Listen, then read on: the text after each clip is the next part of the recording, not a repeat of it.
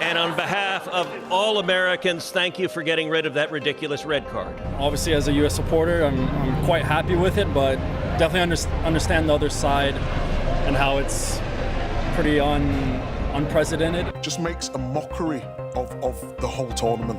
The sportsmanship of this game is in question here. No matter how many goals he scores, no matter how many games he plays, the world will only remember him from this moment. Well, it's that has led some to question the integrity of the beautiful game when U.S. star Folarin Balogun got a red card for this tackle.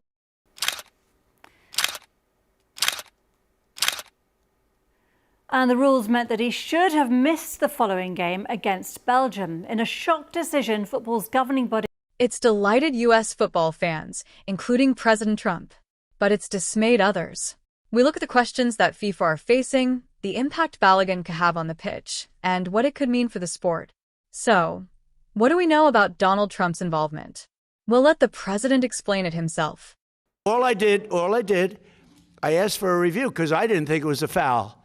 And, you know, again, I'm good at this stuff. I didn't think it was a foul.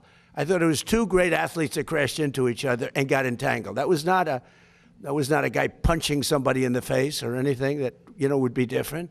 I didn't tell him what to do. I can't tell him what to do. But, and I don't believe he made the decision. I think it was a committee that made the decision. And they made the right decision because, number one, it wasn't a foul. And you know what? If they beat us, then they can be really proud. The other way, if they beat us, we'll say it was. Well, our correspondent Nick Johnson is in Washington. Nick, what more do we know about President Trump's phone call and involvement in this?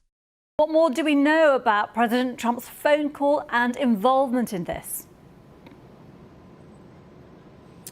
Well, we weren't initially sure what President Trump had said on the phone to Gianni Infantino, but we do know now, as he said, he asked for a review into that decision to give Balogun a red card.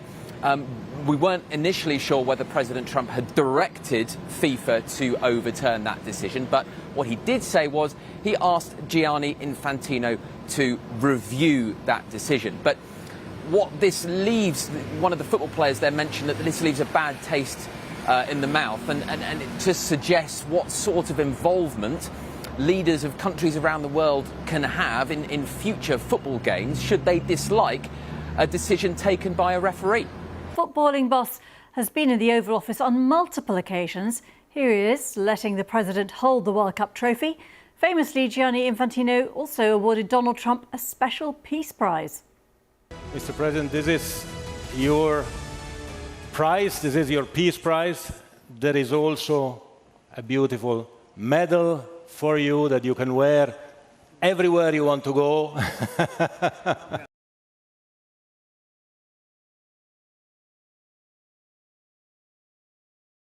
Relationship, the two seem pretty close. Yeah, as you've got a snippet there, it's fair to say they've got a bit of a chummy relationship. That inaugural FIFA Peace Prize that Gianni Infantino awarded to President Trump at the end of last year. But we heard from the president himself earlier when he was speaking to reporters in the Oval Office. He described Gianni Infantino as a hugely respected man, but he said that his respect for the FIFA president had gone up tenfold since he made what the president described as this correct decision to review that red card for Folarin.